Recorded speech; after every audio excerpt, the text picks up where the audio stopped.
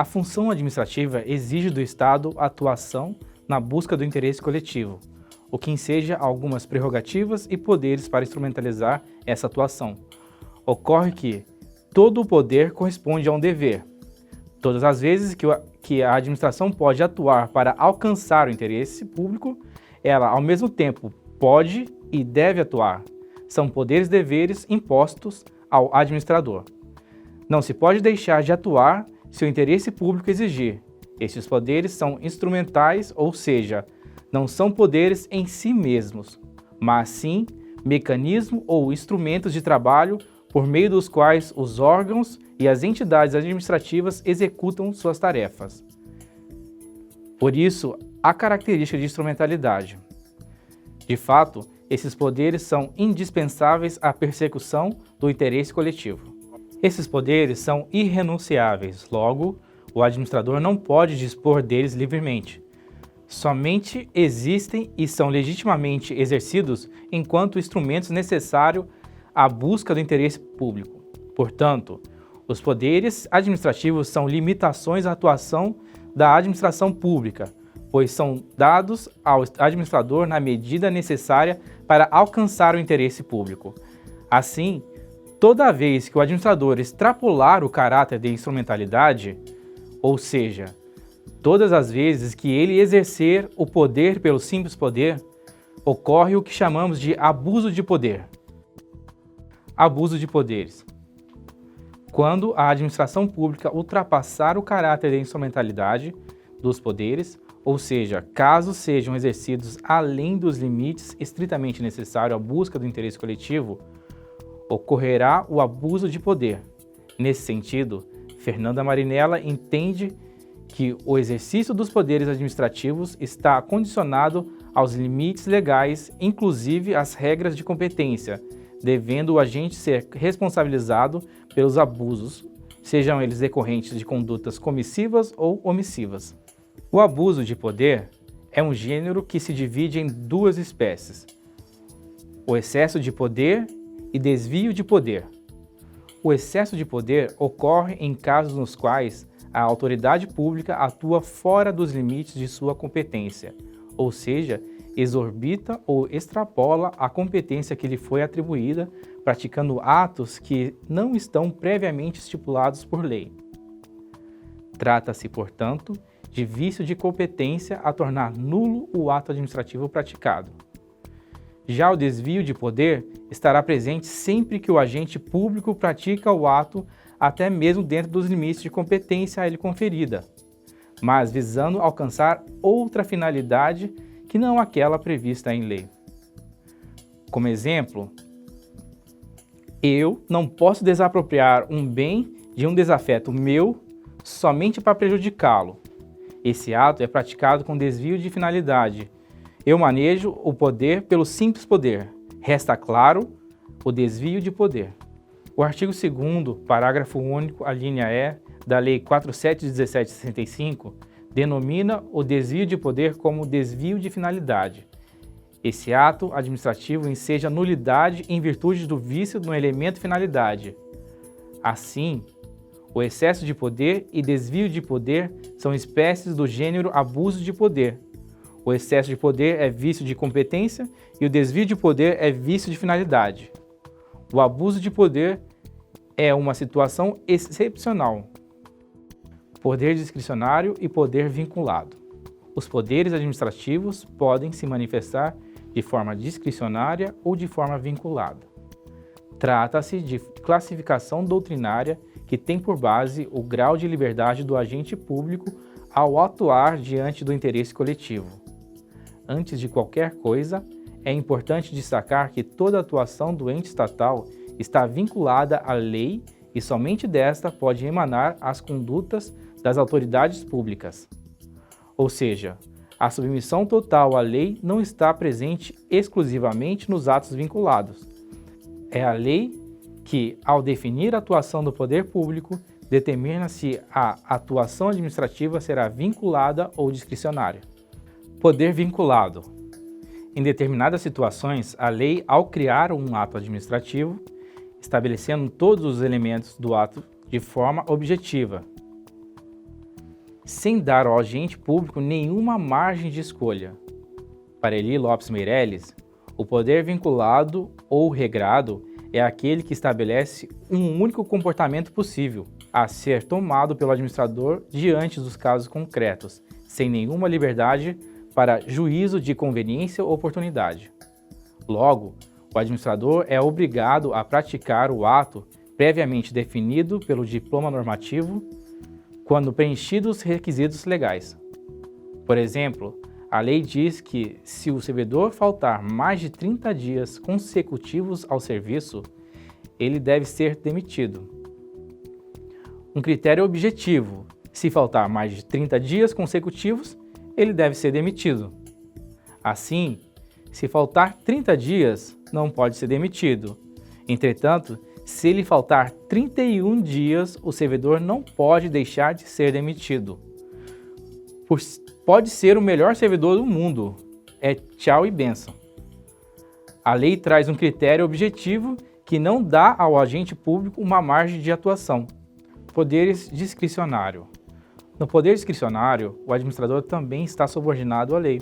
Porém, o próprio texto legal confere margem de opção ao administrador e este tem o encargo de identificar a solução mais adequada diante do caso concreto. Nesses casos, o texto legal confere poder de escolha ao agente para atuar com liberdade, exercendo o juízo de conveniência e oportunidade dentro dos limites posto em lei.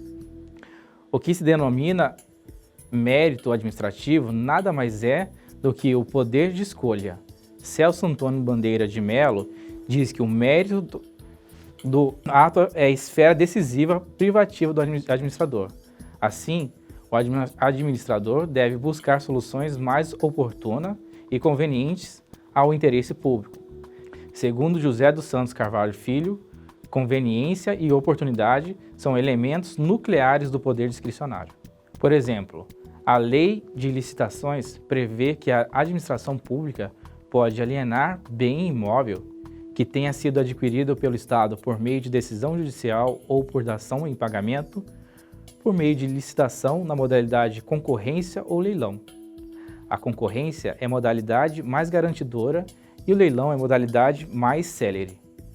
Assim, cabe ao administrador selecionar a melhor modalidade para o caso concreto. Desde que opte por uma das duas, sua conduta será válida. Não se pode confundir discricionariedade com arbitrariedade. O administrador não pode se valer de outra modalidade que não seja a concorrência ou leilão. A lei estipula limites do chamado mérito administrativo e o agente estatal tem um poder de escolha somente nos limites da lei. Contudo, quando a discricionariedade se apresenta como concorrência ou leilão, é fácil de enxergar o mérito administrativo. Entretanto, essa não é a única forma que a discricionariedade se apresenta. Ela também pode se valer de conceitos jurídicos indeterminados. É possível que, em determinadas situações, a escolha não é traçada expressamente pelo dispositivo legal, mas a lei, ao determinar a atuação do agente público, se vale de conceitos indeterminados, a fim de dar margem de escolha ao administrador. Nesses casos, a lei não é tão objetiva ao administrador e ele deverá se valer de carga valorativa na atuação.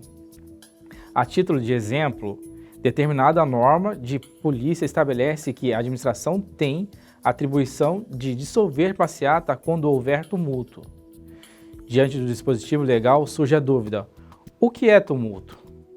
Nesse caso, por tratar-se de um conceito indeterminado, a compreensão deste termo é feita com base no juízo de conveniência e oportunidade do agente público, que deve, em cada caso concreto, analisar a incidência ou não da norma legal. Ao administrador, como aplicador da lei, é conferido um poder de escolha.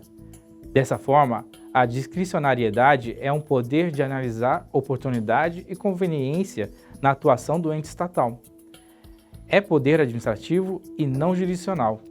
Nesse sentido, o Poder Judiciário não pode e não deve substituir a decisão do administrador. Não pode fazer análise do interesse público. Não pode, enfim, julgar o mérito de um ato administrativo. Isso porque o mérito é a área que coincide com o campo opinativo do administrador público. O Poder Judiciário somente pode analisar os atos administrativos que tangem aos aspectos de legalidade, tanto nos atos vinculados quanto nos atos discricionários.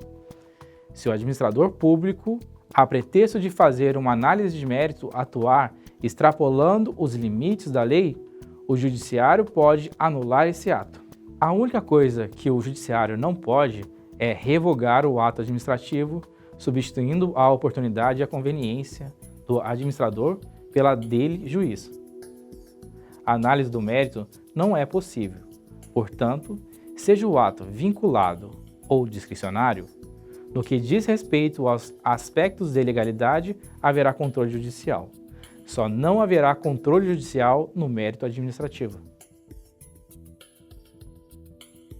Poderes administrativos. A doutrina moderna costuma apontar 4 espécies de poderes a serem exercidos pela administração pública, quais sejam o poder normativo, ou também chamado de poder regulamentar, o poder discricionário, o poder hierárquico e o poder de polícia. Poder normativo ou poder regulamentar. O poder normativo traduz-se no poder conferido à administração pública de expedir normas gerais, ou seja, atos administrativos gerais e abstratos, com efeitos erga omnes. Não se trata de poder para edição de lei, mas apenas em um mecanismo para a edição de normas complementares à lei. Deve sempre observar os limites da lei. Na observação de José dos Santos Carvalho Filho, ao poder regulamentar não cabe contrariar a lei sob pena de sofrer invalidação. Seu exercício somente pode se dar em conformidade com o conteúdo da lei e nos limites que esta impuser.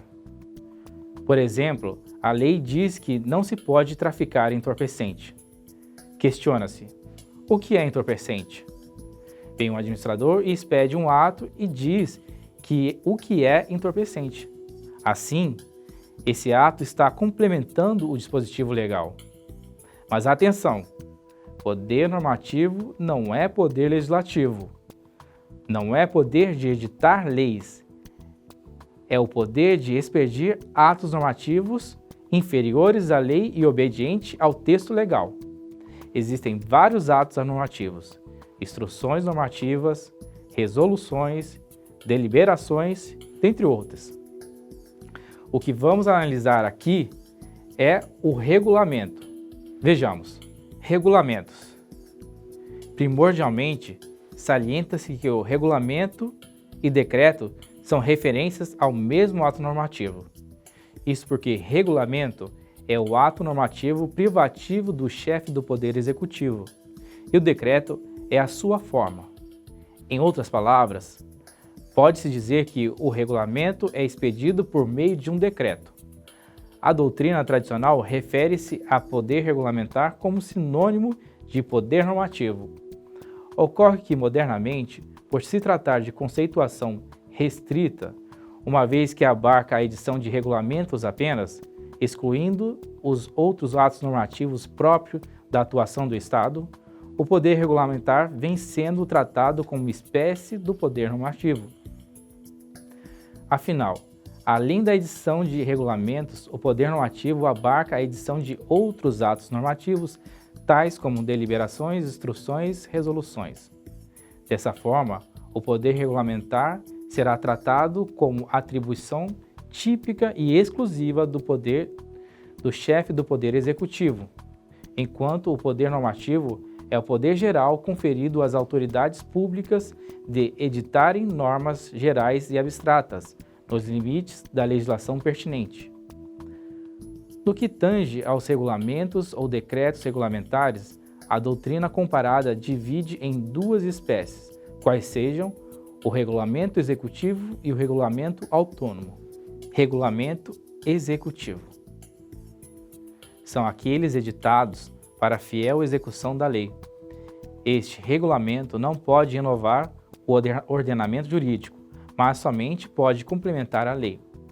Caso inove, haverá violação ao princípio da legalidade. Trata-se, portanto, de atos normativos que complementam os dispositivos legais, não trazendo inovação na ordem jurídica, com criação de direitos e obrigações. Regulamentos autônomos. Regulamentos autônomos que atuam substituindo a lei têm um condão de inovar o ordenamento jurídico, determinando normas sobre matérias não disciplinadas em lei. São substitutos da lei e não facilitadores da lei, uma vez que são expedidos sem complementar qualquer lei anterior. Num primeiro momento, de acordo com o que aprendemos até agora, entendemos que no Brasil não pode existir regulamentos autônomos, porque no direito brasileiro ninguém é obrigado a fazer ou deixar de fazer alguma coisa, senão em virtude de lei.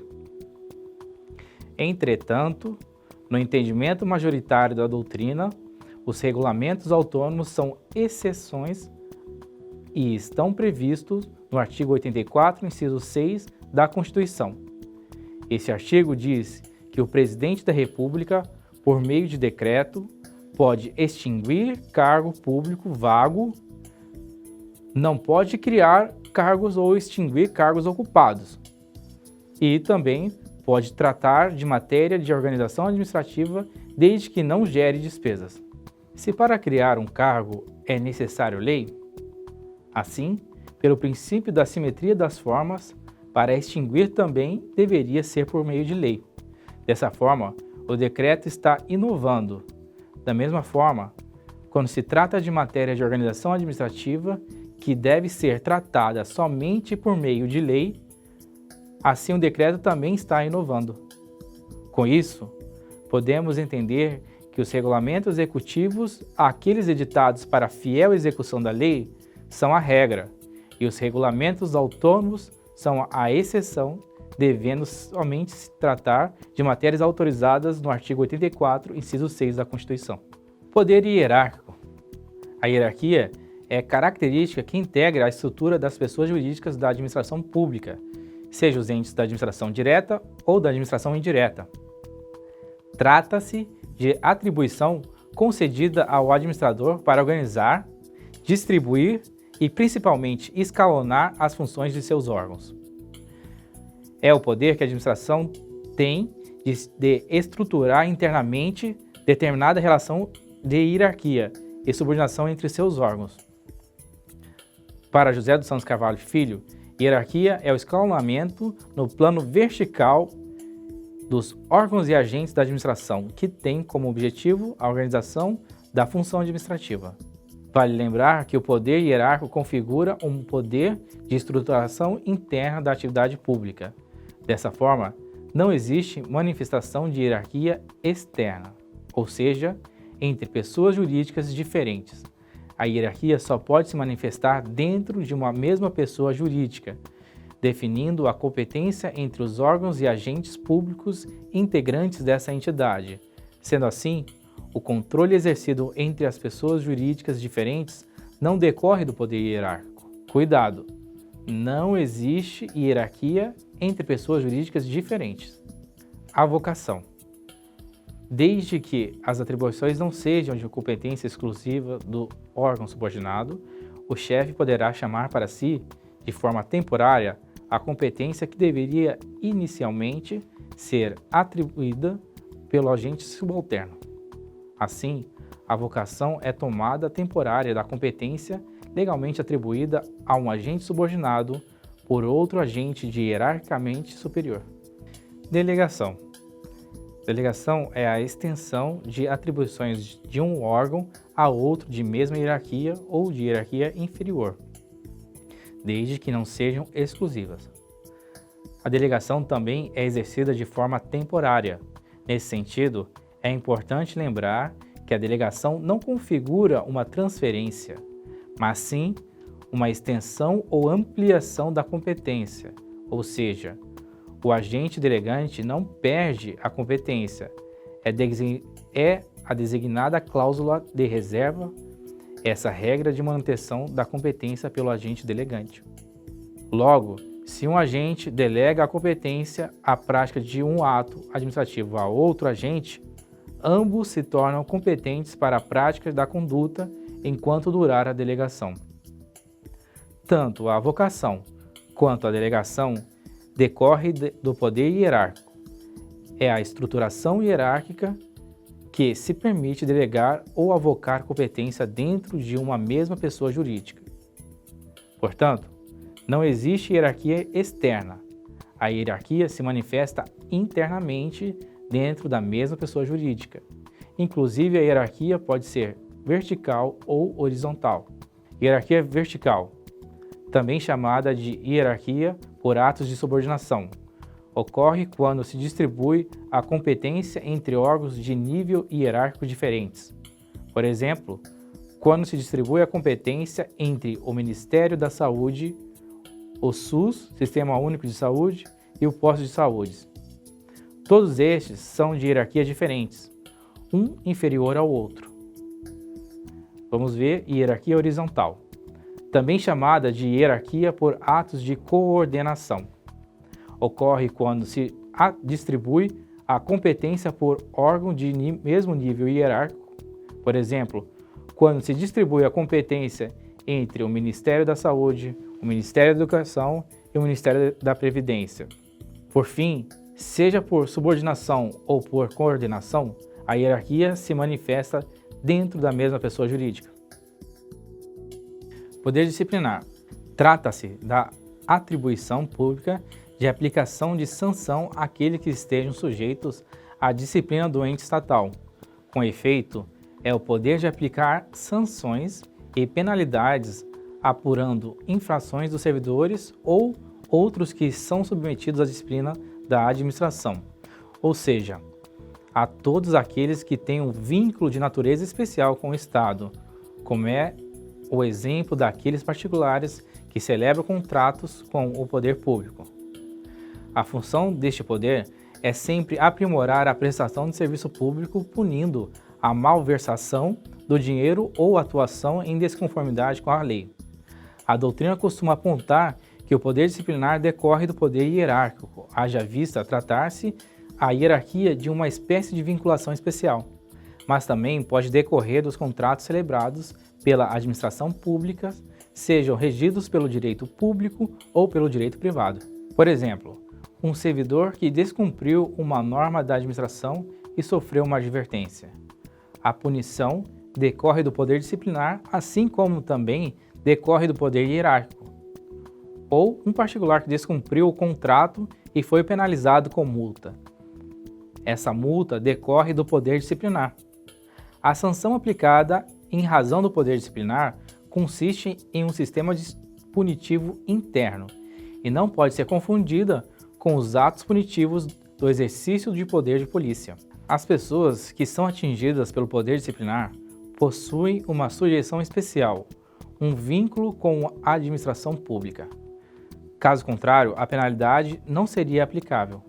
Ressalte-se ainda que a aplicação de qualquer uma das penalidades decorrentes desse poder deve ser precedida da realização de um regular processo administrativo, em que seja assegurado a ampla defesa e o contraditório ao agente sancionado, consoante aos princípios do devido processo legal, do contraditório e da ampla defesa estampados no texto constitucional em seu artigo 5º, incisos 54 e 55.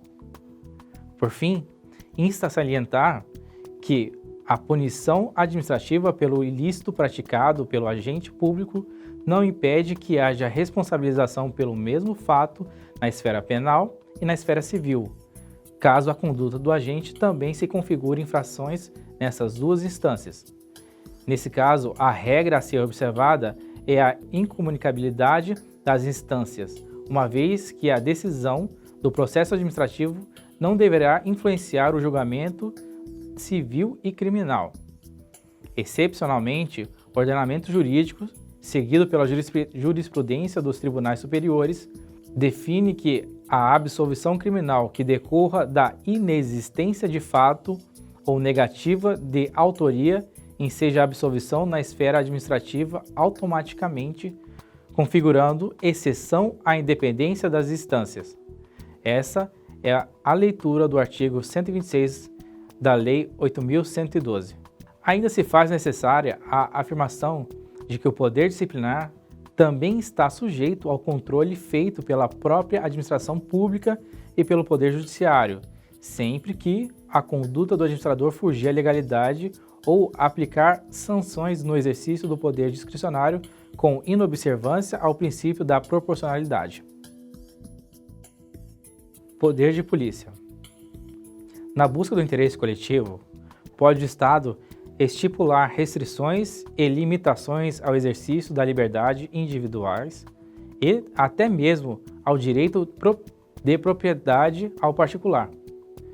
Nesse contexto, nasce o poder de polícia, decorrente da supremacia geral da administração pública, ou seja, aplicando-se a todos os particulares sem a necessidade de demonstração de qualquer vínculo de natureza especial. Quando eu falo de poder de polícia, estou falando em polícia administrativa, que não se confunde em nenhum momento com a polícia do judiciário. Esta é aquela que trata de prevenção e repressão a ilícitos criminais e que tem seu estudo situado nas disciplinas de Direito Penal e Direito Processual Penal.